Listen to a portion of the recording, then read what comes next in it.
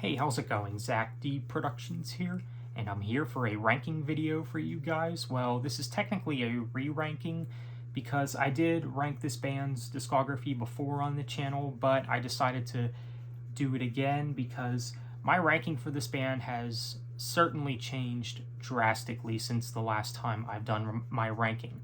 I mean, my ranking now is not even close to how it was before, which is really crazy to think about.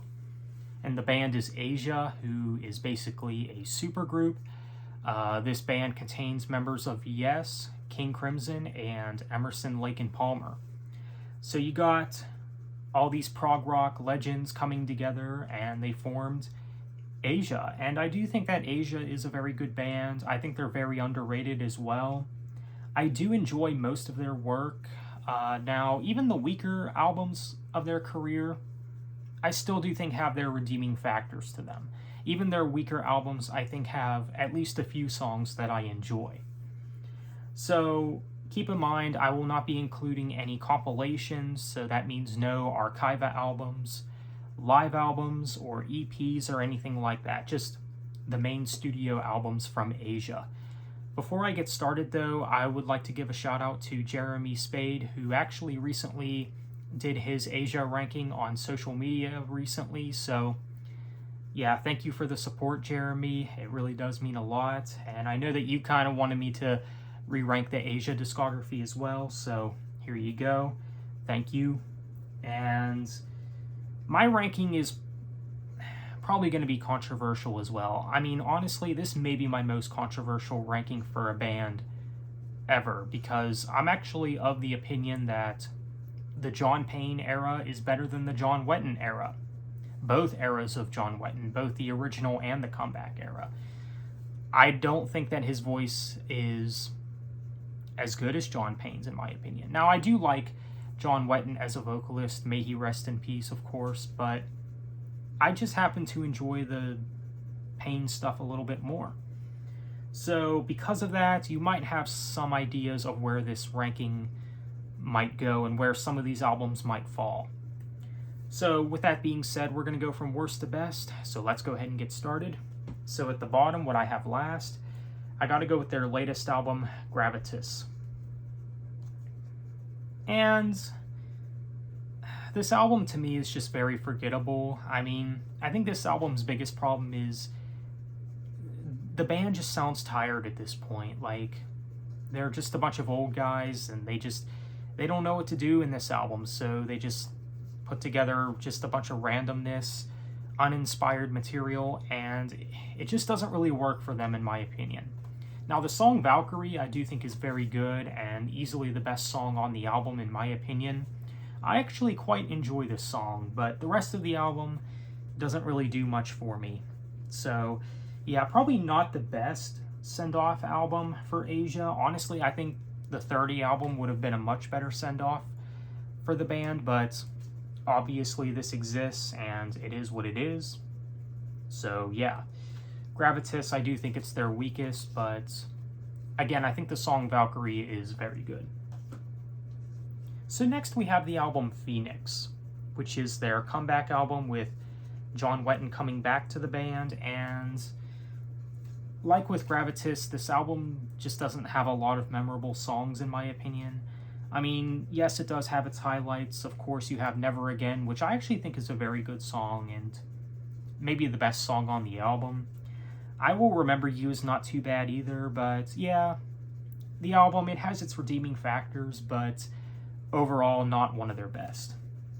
And honestly, not one of the best comeback albums in rock or metal or anything. They could have done better. But next we have Omega, which is definitely a step up from Phoenix, in my opinion. An interesting album for sure. Maybe one of their heaviest. And I would say out of all the John Wetton comeback albums, this is maybe the heaviest one. I mean, I do dig a lot of the instrumentation on this album. I mean, you have songs on this album like Finger on the Trigger, which is just a fun rocker of a song. You also have Through My Veins, I Believe is not too bad, and you also have There Was a Time, which is definitely an interesting song. It's basically a ballad, and I do like John Wetton singing in the song. I mean, he does put a lot of emotion into his voice in this song, and I actually think this is one of the highlights on the album. I personally enjoy it, but yeah, so Omega, it definitely has its highlights, and overall, I'd say it's decent. Not one of their best, of course, but again, it's decent. So next we have the 30 album, which I do think is the best of the John Wetton comeback era. There's a lot of great tracks on this album. Of course, you have Tomorrow, The World, Bury Me in Willow. I really enjoy the song Bury Me in Willow. That's maybe my favorite song on the album, actually. You also have Faithful, which I also dig. It's another more emotional track. But yeah, this album surprisingly has its highlights. I mean, it's actually pretty good. And again, probably the best of the John Wetton comeback stuff. So the 30 album, pretty good. But next we have Arena. Now, some time ago, I probably would have had this album a lot higher on my ranking, but honestly, the album has kind of grown off of me a little bit. I mean, I do like the album. I think from this point on in Asia's discography, we're getting into, the actually good stuff from the band. And I do quite enjoy this album still. I still think it's pretty good. I mean, you have the song Arena, which I think is great. Maybe one of the best songs from the John Payne era.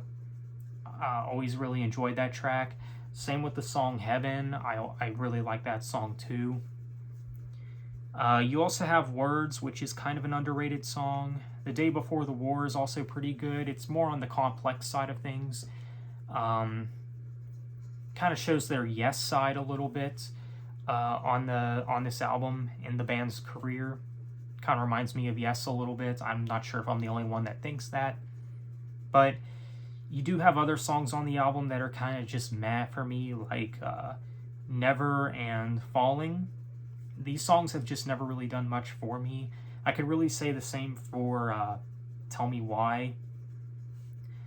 Same with Two Sides of the Moon, which does seem to be a fan favorite for some on the album, but this song hasn't really done much for me. But yeah, overall, pretty good album. I mean, it does have its highlights, and I think John Payne sounds good on this album.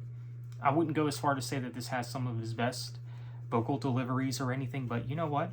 It's pretty good, I'd say. Next, we have Silent Nation. Now, in my original ranking, I'm pretty sure I actually had this album last, but you know what? This album has surprisingly grown on me tremendously. I mean, there's quite a few songs that I've been really enjoying from this album. I mean, you have Long Way From Home, which is just fun, catchy. It's a cool rocker of a song. You also have Midnight, the title track, Darkness Day, which is a little unique, kind of different, but I do like it though. So yeah, this was the last album with John Payne in the band as well, and I would say that John Payne has actually had a better send-off album than John Wetton did with Gravitus, but pretty good, I'd say. I mean, obviously it's not one of their best or anything still, but say it's solid for what it is. Next, we have Astra, which was the last John Wetton album of the original era. And yeah, pretty good album, obviously a classic. I mean, you have the song Go, which is probably the best song on here, and maybe one of the best songs, at least one of the best songs of their 80s time. You also have Wishing and Too Late. Too Late is another one of my favorites on the album, but yeah, just a fun, catchy song. So yeah, Astra. It's a bit darker compared to the two albums that they've released before this, but yeah, I think it works for them. The sound on this album works for them as far as production and just the approach that they took with this album. So there you have it. Astra, pretty good. Pretty good album. Next, we have Alpha. And again, another classic of theirs from the original John Wetton era of Asia. I mean, maybe some people would have had this album higher, but that's okay. This is just my ranking. Of course, you have Don't Cry, The Smile Has Left Your Eyes. Eye to Eye, which I think is one of the most underrated songs from their 80s time. Open Your Eyes is probably my favorite song on the album, though. I think this is another song where they're kind of showing their yes side. So, yeah, pretty good song, I'd say. And again, you know, probably one of my favorite Asia songs of their 80s time. So, Alpha, pretty good album. I personally dig it. And then we got the debut, Asia, which is definitely the best of the original era of Asia, I'd say, the original 80s era. And I know that some people say that this was actually Asia's only good album, and I believe in my original ranking, this was actually at number 1, but it's only at number 4 for me now, which is crazy to think about. But honestly, I dig just about everything on this album. I mean, it's a great introduction to their discography for sure. You have Heat of the Moment, which is honestly probably their biggest song. I mean, you also have Soul Survivor, Time Again. You have Wildest Dreams, Without You. Here Comes the Feeling, Cutting It Fine. A lot of strong stuff. Really good melodies and hooks and things like that going on here. And if you like 80s rock, I'd say definitely check this album out. So, the debut, Asia, really good one. Definitely a classic. So, now we're at the top 3, which the top 3 are from the John Payne era, which again might be controversial, but this is just my ranking. Number 3, we have Arya. And I dig the dark sound on this album. I think this is one of their darkest sounding albums. I mean, I think all, if not most of the songs are really solid. I mean, you of course have Anytime, Summer. I think Summer is honestly one of my favorite Asia songs. You also have Don't Cut the Wire, Feels Like Love, which is a more emotional track. I personally dig that one. Remembrance Day is pretty good. Enough's Enough. But yeah, Arya, pretty good album.